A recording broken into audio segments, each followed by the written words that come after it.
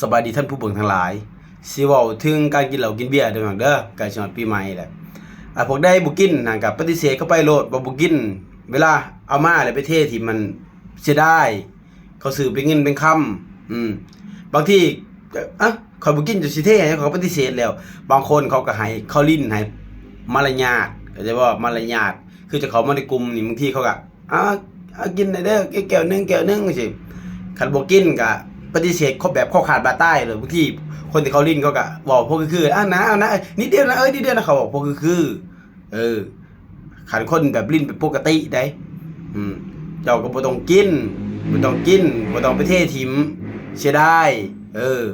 แล้วสิมีอีกคนประเภทนึงพวกที่แบบลิ้นในหมู่แล้วก็มักแบบว่าเขาบ่กินก็ยังบังคับมามันสิมีดอกพวกประเภทนึงพวกเนี่ย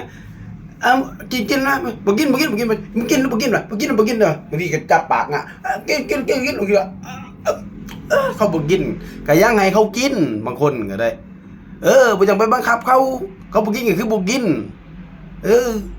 แล้วก็มีอีกประเภทนึงก็สิว่าให้ฟังคนที่กินเหล้ากินเบียร์เวลาเมาหั่นคิดเห็นตัวเองสวงแน่บางคนโอ้โหเราเข้าปากองค์บากเข้าซิง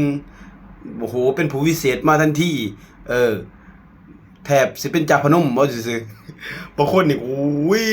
เสกของตะปูกระทองคนอื่นบางคนเนี่ยป้าสับเพิ่นเป็นใหม่ไทซันเลยสิบางคนก็ได้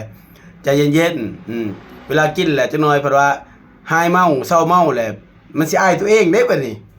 มันสิอายตัวเองได้บัดนี้สิบอกเป็นคนเงียบครึมได้พอเศร้าเมาแหละฉะนั้นหั่น